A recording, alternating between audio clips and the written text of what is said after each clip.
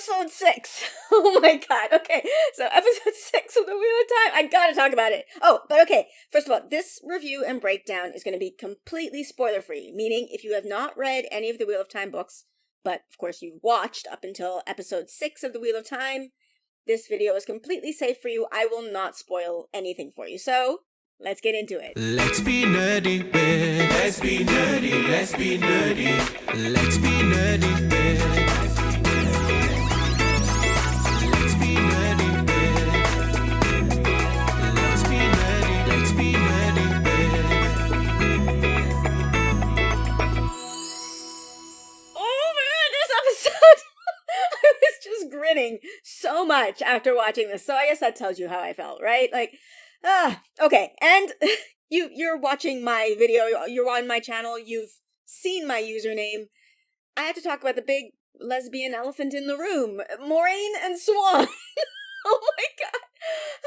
I was on the edge of my seat when that scene started because I was not sure that they were going to go there, and then they did, and I'm delighted.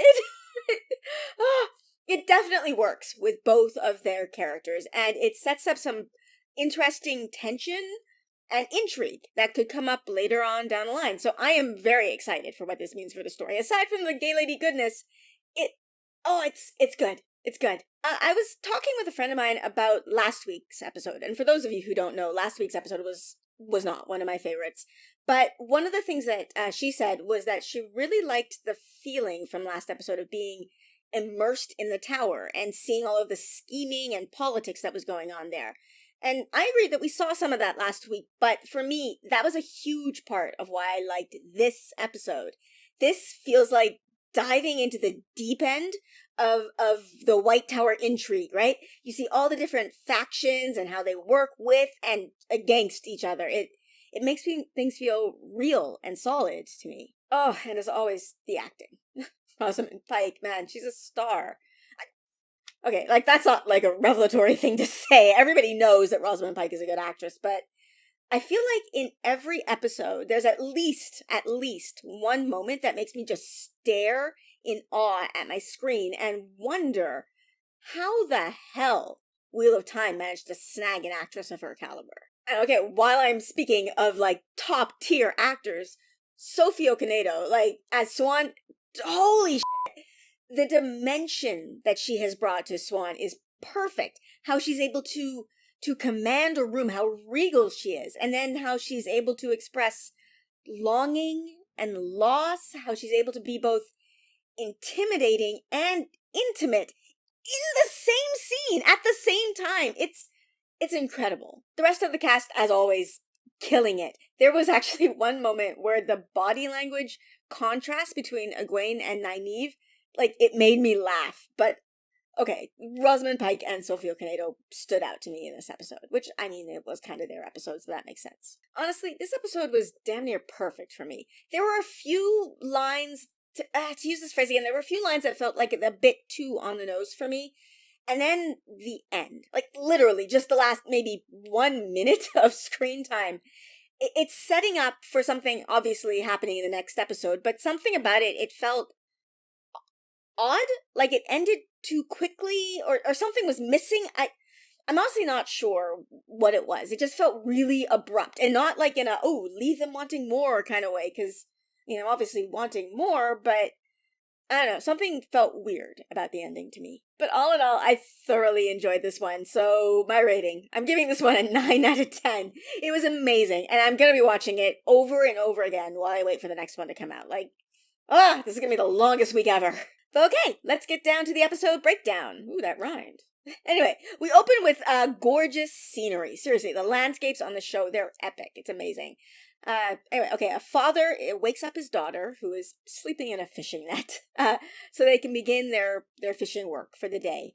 They head out on the boat, and we see as the father tries to untangle a net, and we see that one of his hands is missing, and so he can't seem to do it. His daughter, who we later learn is named Swan, begins to channel and unravels the net for him with one power, but he reminds her that she mustn't do this where anyone can see. But she seems to think that they're safe where they are. When they return to their fishing hut or fishing cottage or whatever, though, it's burnt to the ground. The only thing left standing appears to be the gate, with a symbol painted on it. A symbol we may or may not have seen before in previous episodes. The next thing we see is Swan and her father saying a tearful goodbye as he sends her off to the White Tower, because things just aren't safe for her in Tyr, which is where they are right now. Girls who can channel, it's just not safe for them. He tells her that she's clever as a pike and strong as the tides, and then he sends her off, and then it's the awesome credits again. After the credits, we are in the White Tower, in the hall of the tower, a room full of Aes Sedai, like a high council or something, as someone announces that the Amarlin seat is coming. The Amarlin seat is, of course, Swan, all grown up and looking fierce. This woman, she owns the room. It's incredible. Moiraine, Liandrin, and Alanna, and a few other tertiary Aes Sedai bow before her, and then Logain is brought in chains. The Amarlin seat orders that he be unchained, because he's gentled and he's no longer dangerous, and then asks him to speak for himself. He then, he gives a speech that, alright, I had actually seen this speech before the episode aired. It was a early clip that was shared, I think at a Comic-Con in Brazil or something, and seeing it out of context, it had overtones that I was not expecting. Logain in episode 4, he felt like he was a misinformed man who had done very bad things, but with noble intentions. This speech that he gives here makes it sound like he did these things out of spite, and with a not so subtle side dish of misogyny. And I thought, okay, that's an interesting thing to add to his character. Now that might still be there, I don't know, but Swan sees past this. Like, this is bravado that he's putting on, and knows that what he's wanting to do is make her angry so that she kills him. He's trying to get her to sentence him to death, but she doesn't, and he is dragged from the hall of the tower, begging her to kill him. Swan then dismisses some of the Aes Sedai, the tertiary ones, and addresses Liandrin, Alanna, and Moiraine about what happened to Logain. Liandrin defends her actions, saying that, they had no choice. Logain was too strong. Both Alanna and Moiraine back her up, which causes a little bit of consternation amongst the Council of Aes Sedai that are in the room. Because Liandrin was in charge when it happened, Swan determines that the fault lies with her, so the penance, which she's going to decide later, will be hers. Liandrin then tries to deflect some of the attention that's on her by bringing up Nynaeve, who is apparently the most powerful Aes Sedai, or powerful channeler, I should say, that they've seen in 1,000 years. So, go Nynaeve. She tells how Moiraine didn't tell them anything about Nynaeve's skills, and Moiraine says that she was unaware that Nynaeve could channel. Anyway, this leads to Swan questioning Moiraine, asking her what she's been doing out in the world all this time, and Moiraine refuses to answer. In fact, she said that she can't answer. Swan gets really upset about this and orders Moiraine to her knees, saying that she will be punished, and her punishment is going to be set the next day. As they leave the hall, Alanna encourages Moiraine to make a public apology, but Moiraine doesn't seem to think that this will work. They approach Liandrin, who seems less than grateful for Moraine's support in the hall, saying that she knows Moiraine did it for her own purposes. Later that day, Moiraine and Lan go to the inn where Mat and Rand are staying. So, I guess Moraine's eyes and ears being like Wheel of Time speak for spies. They've done their job. They found the boys. Mat is lying sick on the bed, and Rand is, watching over him on the bed beside, or on a different bed. But whatever. Anyway, when Moiraine enters, he grabs his sword to defend Mat from her, but he's very easily disarmed by Lan. Rand cries out that Mat hasn't channeled, so, Moiraine doesn't have to do whatever she's going to do. As Moiraine approaches the bed, Mat lashes out at her with the dagger, and Moiraine says the thing that we've all been thinking all this time. Oh, you stupid boy. Stupid boy. Like stealing cursed daggers from cursed cities. Why? She channels the one power to try and pull the dagger from Mat, and then there's that gross black ooze stuff that flows from him to her, and then to the dagger, which then falls to the floor, and Lan covers it with a blanket. Outside of the room, Rand redeems himself to me quite a bit by actually sincerely thanking Moiraine. It's a nice moment. She warns Rand, though, that he needs to watch Mat. If he touches the dagger again, he might be lost forever. Nynaeve and Loial return, and Moiraine berates Nynaeve for not coming to her for help when she first saw what was going on with Mat, saying that in her pride she could have hurt Mat and killed him even with her ignorance. Moiraine then has a meeting with Megan Sedai. I'm not quite sure how to pronounce this name, but they meet in some public baths, and Megan? Is it just Megan? Is her name just Megan? Anyway, she appears to be the head of the Blue Aja. She seems to be quite distraught to see the way loyalties are shifting in the tower. Apparently, Green Sisters supporting and backing up Reds apparently is unheard of. She also doesn't appear to know what Moraine's been up to all this time, and she seems worried about Swan's grip on power, and thinks that, despite how much Moiraine may hate Swan, they owe Swan some loyalty because she was once a member of the Blue Aja. Megan says that she's going to intervene with Swan on Moraine's behalf because Moiraine is needed in the tower, which, this is not in Moraine's day planner, so this is going to be a problem. As she goes to leave, Moiraine then picks up her towel and a yellow flower drops out of it, which Megan seems to know is some sort of code. And she's right, because the next thing we see is Moiraine walking with a woman in a yellow dress who says that she sent the message the second that she saw them. Them, of course, being Perrin and Egwene. Egwene immediately asks about Rand and Mat, and for some reason, Moiraine doesn't tell her that she knows where they are. I honestly do not know why. Perrin is lying in bed on his side, his back obviously very, very wounded. Moiraine says that Yellow Aja will be able to heal him completely as if there was no damage, but Egwene notes that they will do nothing for the internal trauma that he has suffered. Egwene also in this moment returns the rings that she took from Valda to Moiraine. And okay, this moment is great. Love that she did that, but I'm going to tell you the first thought in my head when I saw this was, wow, the pockets in Egwene's skirt are really, really deep. Like, that's really nice. Obviously the patriarchy isn't in charge of designing women's fashion in this world. Anyway, Egwene assures Moiraine that Valda will not hurt anymore Aes Sedai, and, Egwene, the way you stabbed him, I'm not sure you should be so confident with that, but alright. Anyway, Egwene then tells Moiraine about Perrin's eyes and how they turn golden, and about the wolves also coming to attack the White Cloaks. Moiraine tells her to tell no one, that some other sisters might think that something is bad there and might do something to him, and Egwene wonders if this means that Perrin is the dragon, but Moiraine doesn't seem to be sure. That evening, as Moiraine is presumably getting ready for bed, Lan enters the room, complaining that she has done something called masking their bond somehow. She says that she thought he might like a break, because it's been about 2 years since they've done that, but and they're safe in the tower. But he thinks that the tower's not safe anymore, everybody's watching her, and he worries that he can't protect her if he can't feel her. She tells him that his priority has to be to protect the Two Rivers kids right now. After he leaves, she walks over to a painting on her wall and begins to channel, and then a portal of some kind opens up, and she enters into that same fishing cottage that we saw from the cold open. Swan Sanchez sits on the bed, wrapped in like a sheet or something, and immediately begins to berate Moiraine for her display in the hall of the tower, saying it was putting everything that they've been working on at risk. Swan then gets up off the bed and walks towards Moiraine, and I began to say, now, kiss, kiss, kiss, and then they kissed, and it was wonderful. And then Moiraine tells Swan to get on her knees, and yeah, I may have blacked out, because the next thing, they are post-coital on the bed. And Moiraine tells Swan that she's found the dragon. It's one of the 5 that she's brought from the Two Rivers, although she's not sure which one it is. She knows that Nynaeve is too old, but Nynaeve is so powerful that they can't really discount her completely.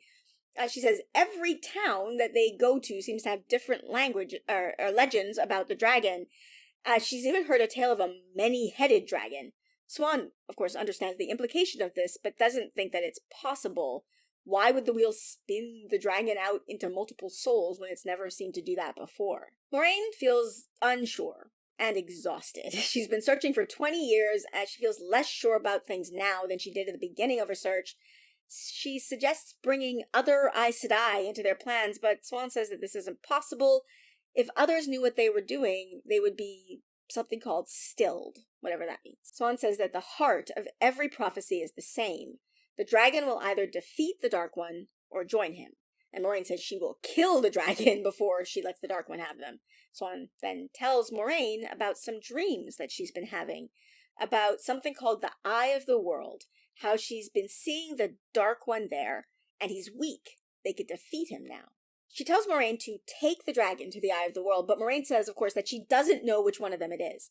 Swan says, take them all.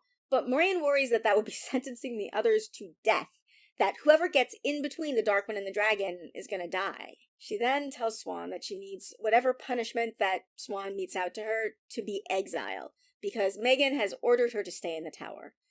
Swan looks pained, saying that she thought that they might have more time together. The next day, Moiraine and Lan walk quickly through the halls of the tower discussing the Two Rivers kids, when Liandrin sneaks up on them, revealing that she knows about all of the kids, their full names, where they are from, where they're staying. She also, not so subtly, threatens to reveal this to the Amyrlin, but Moiraine strides up to her forcibly and says that she knows about the man that Liandrin meets in North Harbor, and that she's gonna tell the other Red Sisters about him if Liandrin says anything, and knows what the Reds will do to him if they find out. So I guess Reds aren't allowed to have boyfriends? Then Moiraine and Lan meet with Loial in her quarters, where she tells him that she needs his help with something. We then switch to Moiraine in the hall of the tower. She's showing Egwene around, and Egwene asks almost the same question that my friend Laura did. The friend I interviewed, maybe a month or so ago, who's reading the books for the first time. So this question made me laugh. She asked about the title, Amyrlin's Seat, and the actual Amyrlin seat, and isn't it kind of confusing that they have the same name? Nynaeve comes in, and Egwene throws herself in her arms, having believed she was dead up until this very moment, and on a rewatch, I had the thought, oh, Moiraine's all about the drama, because she could have told Egwene that Nynaeve was alive, but instead, she staged this dramatic reunion. It's completely unnecessary. Anyway, then she takes Nynaeve and Egwene into Swan's quarters, and I'm going to point something out that was pointed out to me many times. Swan has a painting on her wall that is in the exact same kind of frame or case thing that Moiraine does. So make of that what you will. I will make more of it in my full spoilers video. Anyway, we've seen Swan be regal, we've seen her be vulnerable, and now we see her in full teacher mode. And it's wonderful. And okay, this was the moment, actually, the difference in body language between Egwene and Nynaeve that cracked me up. Egwene stands there, feet together, hands clasped in front of her. She's trying to make herself smaller. Nynaeve, wide stance, just staring daggers. I loved this. I laughed out loud. And then there was another moment that cracked me up. Swan says that she's heard that you are the most powerful channeler in 1,000 years, and we see Egwene stand up straight or looking proud, but then Swan says, Nynaeve Almira, and the shock on Egwene's face. But then she does praise Egwene's courage and strength and thanks her for bringing the Aes Sedai rings home. And okay, this next thing, this is a very, very small thing, but there was something in the scene that I wish had happened just ever so slightly differently. When Swan praises Nynaeve's strength, Nynaeve says something about the tower's low standards, and Swan laughs. Then, after she praises Egwene, Nynaeve says, now that you've finished blowing smoke up our ass, what do you want from us, or something like that. The second line, in my opinion, was funnier, and so I wish the laugh had come after that one. This is a tiny nitpick, honestly, and nothing is more subjective than humor, so it's not really that big a deal. It's just, the second line was funnier to me. Anyway, Swan tells them, that she knows what it is to want something more or something different than what life has put before you. And it's plain that she's talking both to them and Moiraine here, and it's kind of heartbreaking, actually. She tells them that the pattern, though, has chosen them for something greater. Nynaeve gets a bit indignant at the presumption here and tries to storm off with Egwene, but Swan holds up one finger, and that is enough to stop them, and hell yeah, that would stop me too. Swan has this commanding nature to her. It's incredible. Swan tells them that the wheel doesn't care what they want. It calls them to their destiny. She says that the last battle is coming, and what they want is meaningless. The only thing that matters now is what they do.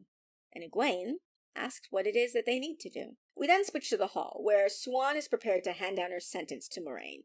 Swan gives, of course, the agreed-upon punishment, exile. She then tells Moiraine that she has to swear to obey this sentence on the oath rod.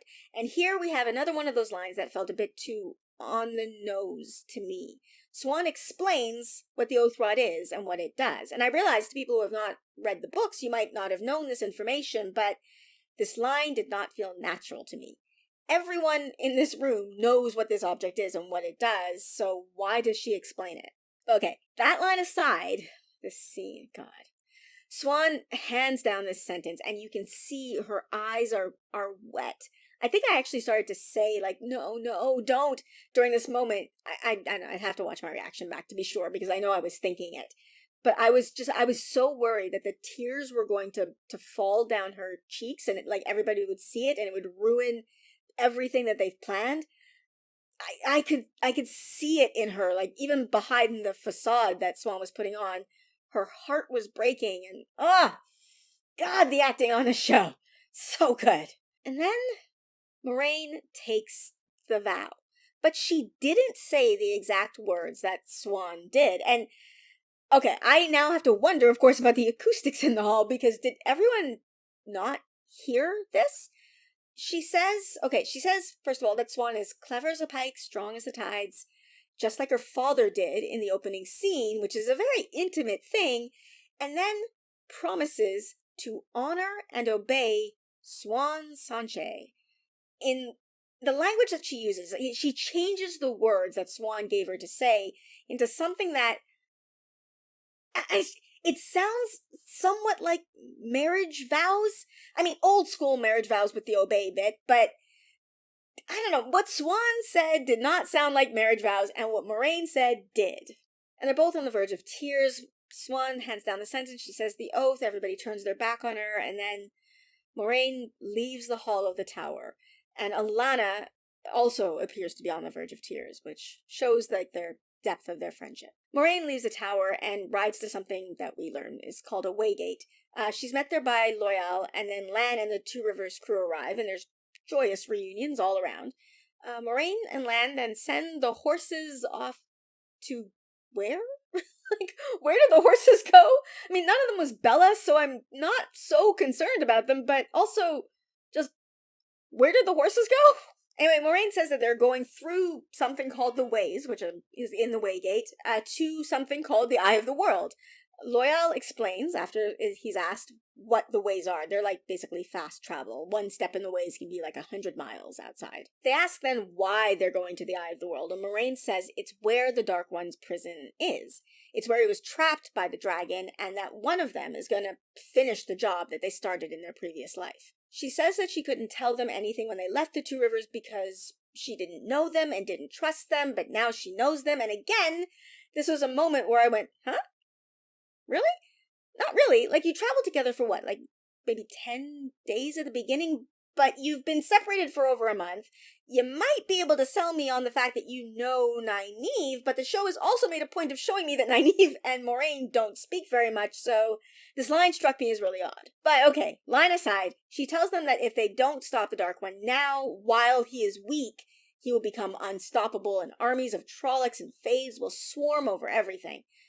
Egwene asks what happens to whichever ones of them aren't the dragon, and Moiraine says that she doesn't know for certain. She then walks up and channels at the Waygate to open it, and it looks super happy and festive inside, by which I mean it looks dark and creepy.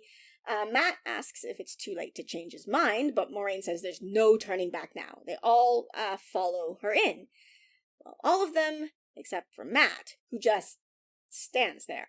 And everyone yells for him to come in and that the gate is closing, but he doesn't, and the gate closes with him on the outside, so I guess it wasn't too late, and the episode just ends, and I'm screaming because what happens next? Why didn't Moiraine just channel to open the gate again? And, why? What, is it Friday yet? So, there you go. That's my review and breakdown of episode 6 of The Wheel of Time. Let me know your thoughts in the comments below. I will ask those of you who've read the books to try and keep your spoilers out of the comments of this video, because it's a spoiler-free video. I will have a spoiler-full video coming up soon, so you can go to town there. Or you can join my Discord and discuss it there. I will link to my Discord in the description below. And if you like my content and you want to support me, please consider checking out my Patreon. To my patrons, I am so grateful, so thankful for all of you. Honestly, it means so much to me. Thank you. Thank you again. And with that, I will end this video here. Please like, subscribe, and I'll see you next time. Bye!